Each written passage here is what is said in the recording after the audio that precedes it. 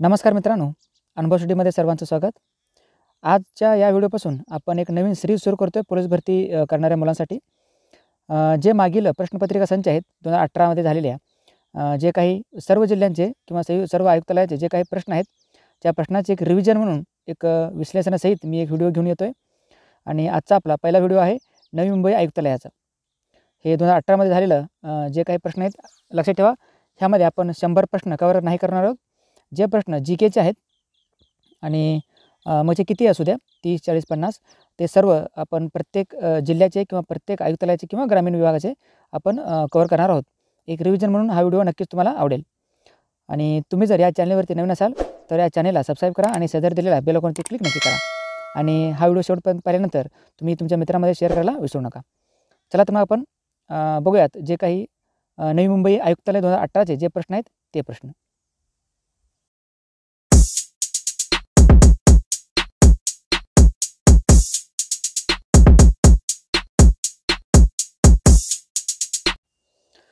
हा आपला नवी मुंबई आयुक्तालयाचा 2018चा पेपर आहे.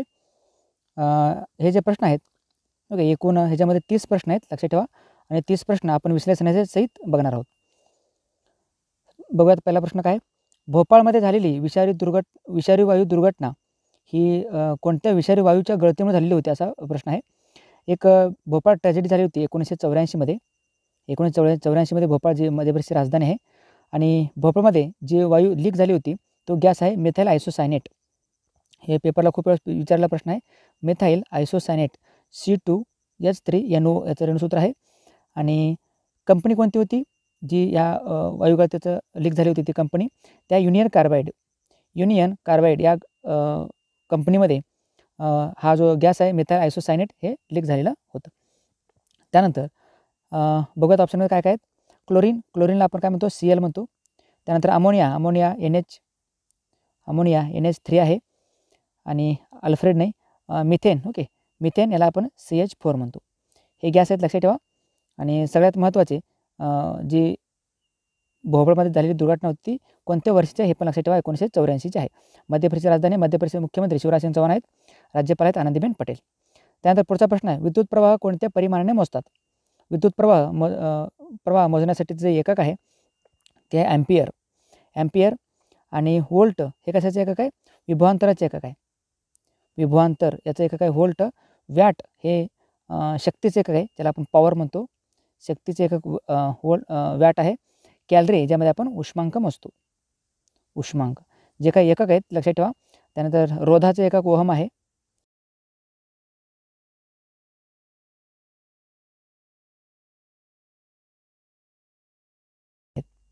त्यानंतर पुढचा प्रश्न आहे, भारतातील पहिले फील्ड मार्शल कोण आहेत? ओके, भारतातील पहिले फील्ड मार्शल हे आहेत general F Manekshaw. Okay, Sam Manekshaw आहे. S मानेकशॉ हे आहेत भारतातील पहिले field marshal. Sam Manekshaw, okay, यांना भेटले होतं 1973 मध्ये हे पुरस्कार भेटले आहे. 1973 मध्ये जनरल श्याम मानेकशॉ यांना फील्ड मार्शल. जे काही लष्करी अधिकारी आहेत, लष्करी अधिकाऱ्यांना जे आपण जनरल म्हणतो ना, आज जनरल, ओके, सर्वोच्च पद जनरल आहे. मग ह्या जनरल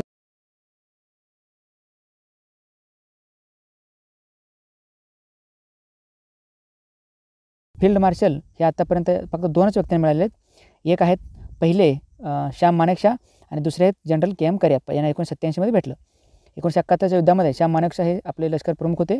त्यांनी असामान्य व्यक्तिमत्वाचं काम केलेलं आहे. त्यामुळे त्यांना पहिले फील्ड मार्शलने गौरवण्यात आलेलं आहे. फक्त 2च व्यक्ती होऊन गेलेत भारतातील फील्ड मार्शल. एक आहेत श्याम मानेकशॉ आणि दुसरे आहेत जनरल KM करियप्पा. त्यानंतर नेक्स्ट प्रश्न आहे आपला, झारखंड या राज्याची राजधानी कोणती आहे? झारखंडची राजधानी रांची आहे.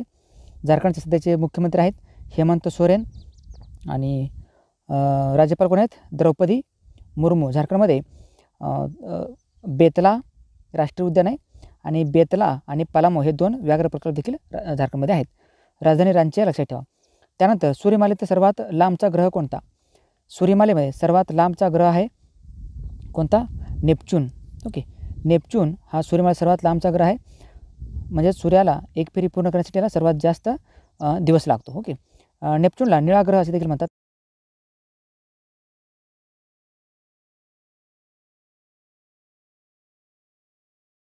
सूर्यास सर्वात जवळचा ग्रह देखील बुधच आहे. मंगळ, त्याला लाल ग्रह असे म्हणतो आपण, रेड प्लॅनेट. आणि युरेनस हा 7व्या क्रमांकाचा ग्रह आहे, युरेनस. ओके. आणि युरेनस हा जो ग्रह आहे तो पूर्वेकडून पश्चिमेकडे फिरतो, म्हणजे उलट याची दिशा आहे, पूर्वेकडून पश्चिमेकडे. असा युरेनस आणि शुक्र हे दोनच ग्रह असे आहेत ज्या ग्रहावरती सूर्य हे पश्चिमेला उगवतं. लक्षात ठेवा, हे सूर्यामध्ये सर्वात लांबचा ग्रह युरेनस नसून नेपच्यून आहे.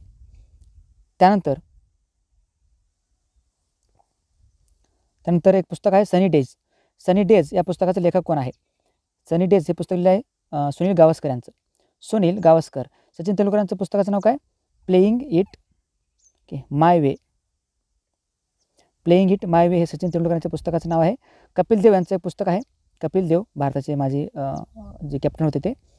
कपिल देव यांचं जे पुस्तकाचं नाव आहे straight from the heart. Straight from the heart. आणि युवराज सिंग यांचं एक पुस्तक आहे, कोणतं? The test of my life. The test of my life हे युवराज सिंगचं पुस्तक आहे. शाहिद आफ्रिदीचं गेम चेंजर नावाचं पुस्तक आहे. हे जे पुस्तक आहेत महत्त्वाचे ते लक्षात ठेवा.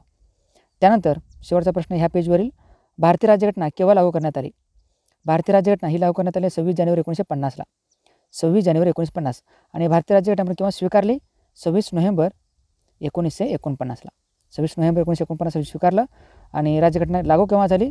26 जानेवारी 1950ला. ओके. ज्याला आपण प्रजासत्ताक दिन म्हणून आपण साजरा करतो.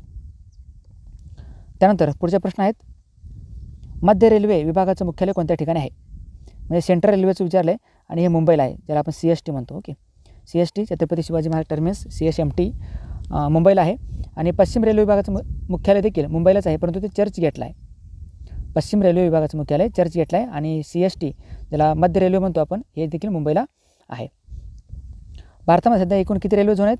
18 रेल्वे झोन आहेत. ओके. 18वा कोणता आहे? विशाखापट्टणम, जे आंध्र प्रदेशमध्ये आहे. दक्षिण पूर्व किनारी रेल्वेचं मुख्यालय आहे ते विशाखापट्टणम. लक्षात ठेवा, हे जे मध्य रेल्वे विभागाचे 18 रेल्वे झोन, ह्याच्यावरती एक व्हिडिओ आपल्या चॅनलवरती आहे. तुम्ही प्लेलिस्टमध्ये जाऊन स्ट्रॅटेजीमध्ये तो व्हिडिओ तुम्ही नक्की बघू शकता. त्यानंतर पुढचा प्रश्न आहे, इंडियन मिलिटरी अकॅडमी कोठे आहे? त्याला आपण IMA म्हणतो. इंडियन मिलिटरी अकॅडमी ही आहे डेहराडूनला, जी उत्तराखंडची राजधानी आहे. उत्तराखंड या राज्याची राजधानी आहे डेहराडून. इंडियन मिलिटरी अकॅडमी उत्तराखंडची राजधानी काय? डेहराडून आहे. दुसरी राजधानी आणखीन एक गैरसेन. उत्तराखंडची नवीन राजधानी आहे गैरसेन, जी उन्हाळी राजधानी आहे. उत्तराखंडचं हायकोर्ट हे नैनिताल या ठिकाणी आहे. नैनिताल एक थंड हवेचं ठिकाण देखील आहे. आणि नैनिताल या ठिकाणी भारतातील पहिले मॉस गार्डन देखील उभारण्यात येत आहे. उत्तराखंडचे मुख्यमंत्री त्रिवेंद्र सिंग रावत आहेत. आणि बेबी राणी मौर्य हे येथील राज्यपाल आहेत. त्यानंतर मराठी भाषेतील पहिले वृत्तपत्र कोणते आहे? मराठी भाषेतील पहिलं वृत्तपत्र सुरू झालं 6 जानेवारी 1832मध्ये. कोणी सुरू केलं हे सुरू केलं आहे आचार्य बाळशास्त्री जांभेकर, ज्यांना आपण भारतीय वृत्तपत्र सृष्टीचे जनक म्हणतो. ओके. आचार्य बाळशास्त्री जांभेकर 6 जानेवारी, ज्यांनी आपल्या वाढदिवसा दिवशी हे वर्तमानपत्र सुरू केलं. 6 जानेवारीला महाराष्ट्रामध्ये पत्रकार दिन म्हणून आपण साजरा करतो. पत्रकार दिन असतं 6 जानेवारीला. आणि जे साप्ताहिक आहे हे दर्पण नावाचं साप्ताहिक आहे, दैनिक नाही. त्यानंतर 1840मध्ये 1832पासून 1840पर्यंत चाललं. 1840मध्ये हे बंद झालं. आणि 1840मध्ये बाळशास्त्री जांभेकर यांनी दिग्दर्शन नावाचं एक मासिक सुरू केलं होतं त्यावेळेस. ओके. केसरी वर्तमानपत्र हे लोकमान्य टिळक आणि गोपाळ गणेश आगरकर यांनी सुरू केलं आहे. कधी? 4 जानेवारी 1881मध्ये. सुधारक हे 1888मध्ये सेपरेट गोपाळ गणेश आगरकर यांनी सुरू केलं होतं. आणि महाराष्ट्र धर्म हे वर्तमानपत्र कोणाचं आहे आणि कोणी सुरू केलं हे मला कमेंटमध्ये सांगा. त्यानंतर पुढचा प्रश्न आहे, भारताचे सध्याचे उपराष्ट्रपती कोण आहेत? भारताचे सध्याचे उपराष्ट्रपती हे आहेत एम व्यंकय्या नायडू भारतात सध्याचे उपराष्ट्रपती आहेत. उपराष्ट्रपती हे लक्षात ठेवा राज्यसभेचे पदसिद्ध सभापती असतात. आणि 2017पासून हे उपराष्ट्रपती एम व्यंकय्या नायडू आहेत. पहिले उपराष्ट्रपती कोण होते? भारताचे पहिले उपराष्ट्रपती हे होते डॉक्टर सर्वपल्ली राधाकृष्णन, ज्यांची जयंती आपण 5 सप्टेंबर राष्ट्रीय शिक्षक दिन म्हणून साजरा करतो. आणि भारताचे पहिले उपराष्ट्रपती होते हे. आणि भारतीय राज्यसभेचे पहिले सभापती देखील होते. त्यानंतर आणि ह्या ठिकाणी ऑप्शनमध्ये तुम्हाला हे दिसत असेल, मोहम्मद हमीद अन्सारी हे डॉक्टर सर्वपल्ली राधाकृष्णन यांच्यानंतर सलग 2 वेळा उपराष्ट्रपती होणारे दुसरे व्यक्ती आहेत मोहम्मद हमीद अन्सारी. पहिले व्यक्ती होते डॉक्टर सर्वपल्ली राधाकृष्णन, ज्यांनी 10 वर्ष उपराष्ट्रपती म्हणून काम केले. आणि मोहम्मद हमीद अन्सारी यांनी देखील 2007 पासून 2017पर्यंत 10 वर्ष उपराष्ट्रपती म्हणून काम केलेलं होतं. सुमित्रा महाजन हे लोकसभेची दुसरी महिला सभापती देखील आहे किंवा अध्यक्ष आहेत.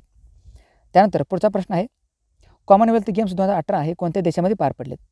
कॉमनवेल्थ गेम्स 2018 हे पडलेले आहेत म्हणजे झालेले आहेत ऑस्ट्रेलियामध्ये गोल्ड कोस्ट या ठिकाणी. गोल्ड कोस्ट जे ऑस्ट्रेलियामध्ये ठिकाण आहे त्या ठिकाणी झालेले होते कॉमनवेल्थ गेम्स म्हणजे राष्ट्रकुल क्रीडा स्पर्धा. कुठं? ऑस्ट्रेलियामध्ये. दर 4 वर्षांनी होतात ह्या स्पर्धा. लक्षात ठेवा. 2022मध्ये कुठे होणार आहेत? हे होणार आहेत इंग्लंडमधील बर्मिंगहॅम या ठिकाणी. 2022च्या क्रीडा स्पर्धा पार पडतील. आणि 2021मध्ये 20ची क्रीडा स्पर्धा 2021मध्ये जे पार पडणार आहेत कोणत्या? ऑलिम्पिक स्पर्धा. ओके, ऑलिम्पिक स्पर्धा हे टोकियोमध्ये होतील. टोकियो जी जपानची राजधानी आहे.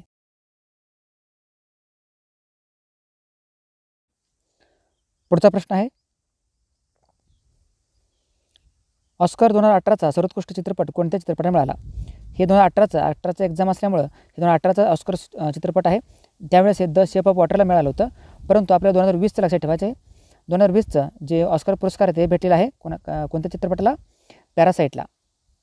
पॅरासाईट हे दक्षिण कोरियाचा चित्रपट आहे. दक्षिण कोरिया. आणि याचे दिग्दर्शक आहेत बॉंग जून हो. आणि ज्यांना सर्वोत्कृष्ट दिग्दर्शकाचा पुरस्कार देखील ऑस्करमध्ये भेटलेला आहे. आणि 2020च्या ऑस्कर चित्रपटामध्ये सर्वोत्कृष्ट अभिनेता कोण आहे?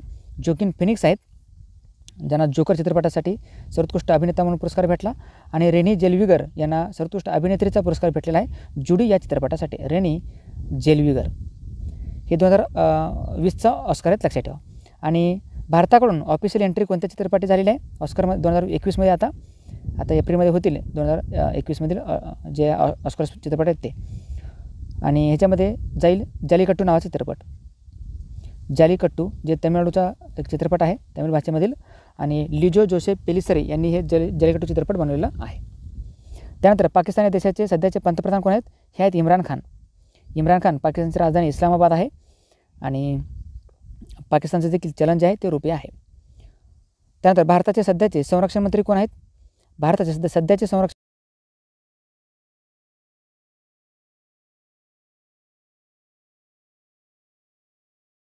मंत्री कोण आहेत? तर हे आहेत राजनाथ सिंग. लक्षात ठेवा, राजनाथ सिंह. लखनौ यांचा मतदारसंघ आहे. उत्तर प्रदेशमध्ये लखनौ जी राजधानी आहे उत्तर प्रदेशची. आणि ऑप्शनमध्ये काय आहेत? सुषमा स्वराज, ओके, ज्यांचं निधन झालं. सुषमा स्वराज आणि अरुण जेटली यापैकी त्यांचं निधन झालेलं आहे. सुमित्रा महाजन हे लोकसभेच्या एकेकाळी अध्यक्ष देखील राहिलेले आहेत. निर्मला सीतारामन सध्याच्या केंद्रीय अर्थमंत्री आहेत.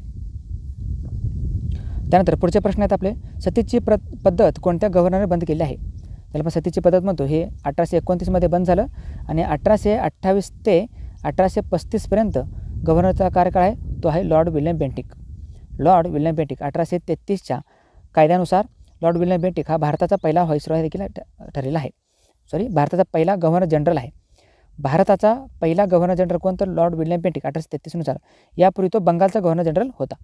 लॉर्ड कॉर्नवॉलिसने काय केलं आहे? लॉर्ड कॉर्नवॉलिसने 1793मध्ये कायमधारा पद्धत सुरू केलं आहे, महसूल पद्धत. लॉर्ड डलहौसी यांनी काय केलं? खालसा धोरण यांनी राबवलेलं होतं. आणि 1853मध्ये भारतामध्ये पहिली जी रेल्वे धावलेली आहे त्याच्या कार्यकाळामध्ये धावलेली आहे. लॉर्ड कॅनिंग हा भारतातील पहिला व्हाईसरॉय आहे, ज्याच्या कार्यकाळामध्ये 1857चा युद्ध देखील झालेला होता. आणि भारताचा पहिला व्हाईसरॉय आहे आणि भारताचा शेवटचा गव्हर्नर जनरल राहिलेला आहे लॉर्ड कॅनिंग. त्यानंतर पुढचा प्रश्न आहे, स्वतंत्र भारताचा शेवटचा ब्रिटिश गव्हर्नर जनरल कोण आहे? लक्षात ठेवा, या ठिकाणी ब्रिटिश शब्द लावलेला आहे. स्वतंत्र भारताचा शेवटचा ब्रिटिश गव्हर्नर जनरल आहे लॉर्ड माउंटबॅटन. ओके, 15 ऑगस्ट 1947च्या नंतर यांनी राहिलेला आहे. लॉर्ड माउंटबॅटन यांच्या नंतर कोण झालं? मग यांच्यानंतर झाले स्वतंत्र भारताचे शेवटचे आणि पहिले भारतीय श्री राजगोपालाचे यांनी.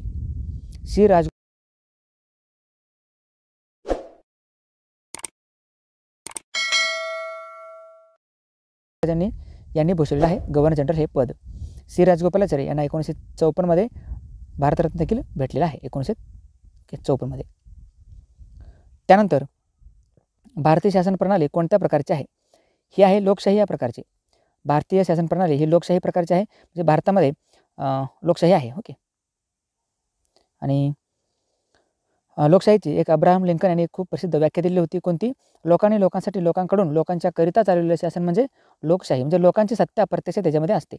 आपण जरी आज गणराज्य म्हणू, गणराज्य म्हणजे याचा अर्थ असा की भारतातील जो प्रमुख असतो किंवा त्या देशाचा प्रमुख असतो तो जनतेकडून निवडलेला किंवा जनता ही प्रमुख असते किंवा जनतेकडून निवडलेला एक व्यक्ती काम करत असतो. ओके. गणराज्य म्हणजे राष्ट्रपतींना आपण इनडायरेक्टली मतदान करतो. म्हणजे राष्ट्रपती हे लोकांमधून निवडून दिलेले असतात किंवा आपण मतदान करतो खासदारांना आणि खासदार मतदान करतात राष्ट्रपतींच्या निवडणुकीमध्ये. त्यानंतर भारतात एकूण किती केंद्रशासित प्रदेश आहेत सध्या? भारतामध्ये सध्या 8 केंद्रशासित प्रदेश आहेत आणि 28 घटक राज्य आहेत. हे पण लक्षात ठेवा. 28 घटक राज्य आणि 8 केंद्रशासित प्रदेश कोणते?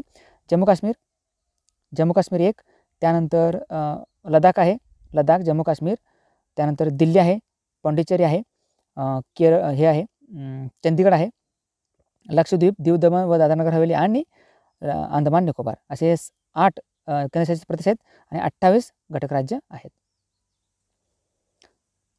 त्यानंतर पुढचा प्रश्न काय आहे? लोकसभेच्या सर्वाधिक जागा कोणत्या राज्याला देण्यात आलेल्या आहेत? लोकसभेमध्ये कोणत्या राज्यात सर्वाधिक जागा आहेत? तर ते आहेत 80 जागा आहेत उत्तर प्रदेशमधून आणि महाराष्ट्रातून किती जागा आहेत? 78. ओके. 78 नाही, 78 हे महाराष्ट्रातील विधान परिषदेची सदस्यसंख्या आहे.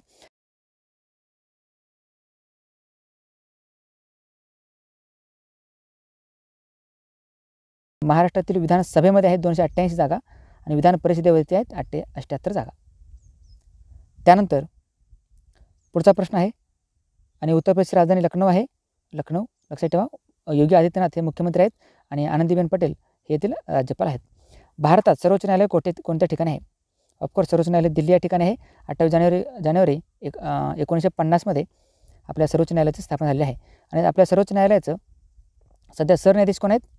हे आहेत 47वे सरन्यायाधीश. यांचं नाव आहे शरद अरविंद बोबडे. आणि भारतीय सर्वोच्च न्यायालयाचं घोषवाक्य काय किंवा ध्येयवाक्य काय? येतो धर्मस्तुतो जयः. लक्षात ठेवा. भारतीय सर्वोच्च न्यायालयाचं जे कलम आहे ते किती आहे? 124 आणि उच्च न्यायालयाचं कलम आहे 214. पुढचा प्रश्न आहे गीतांजली या काव्यसंग्रहाचे कवी कोण आहेत? गीतांजली हे जे काव्य आहे हे रवींद्रनाथ टागोर यांचं आहे. याला 1913 नोबेल पुरस्कार देखील भेटला आहे आणि भारताला पहिला नोबेल पुरस्कार रवींद्रनाथ टागोर यांच्या रूपाने मिळाला आहे साहित्यातील 1913 गीतांजली लक्षात ठेवा. आणि रवींद्रनाथ टागोर यांनी जालियनवाला बाग हत्याकांडाच्या वेळेस म्हणजे 1919 सर या पदवीचा देखील त्याग केलेला होता रवींद्रनाथ टागोर. त्यानंतर भारतीय अवकाश संशोधन संस्था कोणत्या ठिकाणी आहे? भारतीय अवकाश संशोधन संस्था हे आहे बेंगळुरू. यांना विचारायचं आहे इस्रो कोणत्या ठिकाणी आहे? इंडियन स्पेस रिसर्च ऑर्गनायझेशन याची स्थापना 15 ऑगस्ट 1969 झालेली होती आणि सध्याचे प्रमुख आहेत के शिवान. त्यानंतर पुढचे प्रश्न आहेत भारतीय लष्करातील सर्वोच्च पुरस्कार कोणता आहे? म्हणजे भारतीय लष्करातील सर्वोच्च पुरस्कार आहे परमवीर चक्र. लक्षात ठेवा. या ठिकाणी युद्धाच्या किंवा वॉर टाईममध्ये सर्वात उंच जे पुरस्कार आहेत ते आहेत परमवीर चक्र 1 नंबरला येतं. त्यानंतर महावीर चक्र आहे. त्यानंतर वीर चक्र आहे.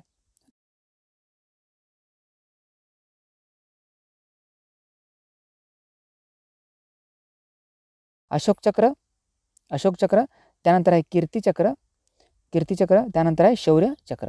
हे शांततेच्या काळातील सर्वोच्च पुरस्कार कोणता? तर अशोक चक्र. युद्धाच्या काळातील म्हणजे लष्करातील विचारले सर्वोच्च पुरस्कार आहे परमवीर चक्र. हे 1999 सर्वात शेवटी मिळालेलं होतं. म्हणजे कारगिल युद्धाच्या वेळेस कॅप्टन विक्रम बात्रा यांना मिळालं आहे. त्यानंतर परमवीर चक्र कोणाला देण्यात आलेलं नाही, लक्षात ठेवा. आणि महावीर चक्र कोणाला भेटले आहे? 2021 हे भेटले कर्नल संतोष बाबू यांना. त्यानंतर पुढचा प्रश्न आहे आनंदवन ही कुष्ठरोग्यांसाठी काम करणारी संस्था कोणत्या जिल्ह्यामध्ये आहे? आनंदवन ही संस्था चंद्रपूरमध्ये आहे. लक्षात ठेवा. चंद्रपूर या राज्यामध्ये आहे. चंद्रपूरमध्ये महाराष्ट्रातील 50वं जे अभयारण्य आहे ज्याला आपण काय म्हणतो कन्हाळगाव म्हणतो. कन्हाळगाव हे एकदम लेटेस्ट महाराष्ट्रातील 50वं अभयारण्य बनलेलं आहे. यापूर्वी अंधारी नावाचं एक अभयारण्य चंद्रपूर याच्यामध्ये आहे. कुष्ठरोगासाठी काम करणारी सगळ्यात महत्त्वाची संस्था आहे. जागतिक कुष्ठरोग दिन कधी असतं? 30 जानेवारीला आणि 30 जानेवारीलाच हुतात्मा दिन म्हणून देखील आपण साजरा करतो महात्मा गांधी यांची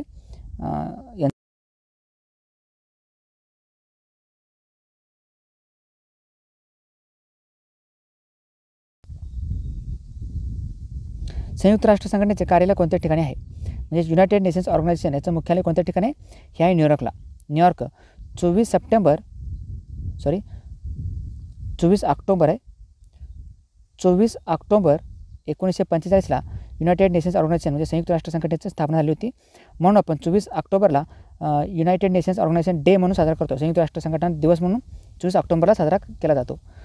आणि सध्या कोणी त्याचे प्रमुख हे आहेत अँटोनिओ गुटेरेस.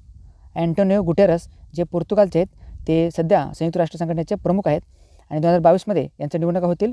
अँटोनिओ गुटेरेस यांच्या विरोधात भारतीय व्यक्ती आहेत एक आकांक्षा अरोरा नावाची. आकांक्षा अरोरा यांनी निवडणूक लढवणार आहेत 2022मध्ये. अँटोनिओ गुटेरेस यांचा दुसऱ्या टर्मसाठी यांनी निवडणूक लढवतील आणि यांच्या विरोधात असतील आकांक्षा अरोरा जे भारताचे आहेत, भारतीय वंशाचे आहेत. त्यानंतर लीप वर्षामध्ये एकूण किती दिवस येतात आणि ह्याच्यामध्ये येतात किती दिवस असतात विचारलं आहे. दर 4 वर्षांनी लीप वर्ष येतो आणि 29 फेब्रुवारी नावाचा एक फेब्रुवारी महिन्यातील एक एक्स्ट्रा दिवस येतो. म्हणजे 366 दिवस लीप वर्षामध्ये असतात. त्यानंतर पुढचा प्रश्न आहे धरमतरची खाडी कोणत्या जिल्ह्यामध्ये आहे?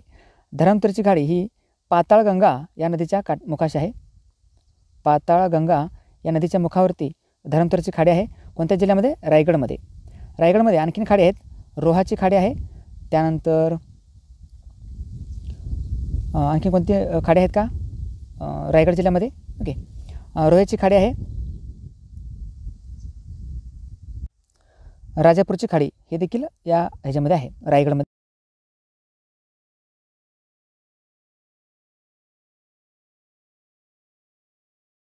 कारखाना आहे आणि हे ओझरला आहे. नाशिकमध्ये आहे. ओझर कोणत्या ठिकाणी? नाशिकला आपण भारताची वाईन कॅपिटल असे देखील म्हणतो आपण आणि कॅलिफोर्निया ऑफ इंडिया असे देखील आपण नाशिकला म्हणतो. नाशिकचे द्राक्षे खूप प्रसिद्ध असतात. याला GI टॅगिंग देखील मिळालेलं आहे. नाशिकचे पालकमंत्री छगन भुजबळ आहेत. नाशिकमध्ये 94 अखिल भारतीय मराठी साहित्य संमेलन देखील होणार आहे मार्चमध्ये. त्याचे अध्यक्ष कोण आहेत? जयंत नारळीकर. ओके. त्यानंतर आता आपला शेवटचा प्रश्न, गुलामगिरी हे पुस्तक कोणी लिहिलं आहे? हे गुलामगिरी पुस्तक हे महात्मा फुले यांनी लिहिलेलं आहे. महात्मा फुले यांनी लिहिलेलं आहे गुलामगिरी हे पुस्तक. कधी? 1873मध्ये. 1873मध्ये यांनी गुलामगिरी पुस्तक लिहिलं आणि 1883मध्ये यांनी शेतकऱ्यांचा आसूड हा पुस्तक लिहिलं आहे. त्यानंतर महात्मा फुले यांना महात्मा ही जी उपाधी आहे ती 1888मध्ये मुंबईतील कोळीवाडा या ठिकाणी राव बहादूर वडेकर यांच्या हस्ते मुंबईच्या जनतेने दिलेलं आहे. महात्मा फुले यांना महात्मा ही पदवी. महात्मा फुले यांना हिंदुस्थानचे बुकर टी वॉशिंग्टन असं आपण म्हणतो आणि महात्मा फुले यांना हिंदुस्थानचे बुकर टी वॉशिंग्टन असं कोणी म्हटलं तर ते आहेत महाराज सयाजीराव गायकवाड. ओके. आणि महात्मा फुलेंना महाराष्ट्राचे मार्टिन लुथर किंग असं कोणी म्हटलं तर ते आहेत राजर्षी शाहू महाराज. ओके. महात्मा फुलेंनी 1848मध्ये 3 ऑगस्ट 1848मध्ये पुण्यामध्ये पहिली मुलींची शाळा काढलेली आहे. त्यानंतर 1851मध्ये रास्तापेठेमध्ये दुसरी मुलींची शाळा काढली आणि 1852मध्ये वेताळपेठेमध्ये तिसरी मुलांची शाळा काढलेली आहे. ओके. महात्मा फुले यांचा जन्म 11 एप्रिल 1827ला झालेला आहे धनकवडी पुण्यामध्ये. ओके. लक्षात ठेवा महात्मा फुलेने 24 सप्टेंबर 1873मध्ये सत्यशोधक समाजाची देखील स्थापना केली होती आणि 1863मध्ये महात्मा फुलेंनी कशाची स्थापना केली? बालहत्या प्रतिबंधक गृहाची देखील स्थापना केलेली आहे. असे आपले एकूण 30 प्रश्न.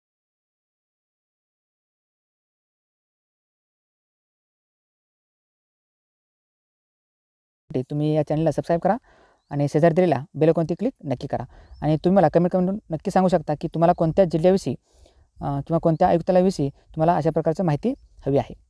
तर चला तर मग थांबतो इथंच. धन्यवाद. नमस्कार. पाहत राहा अनुभव स्टडी मराठी.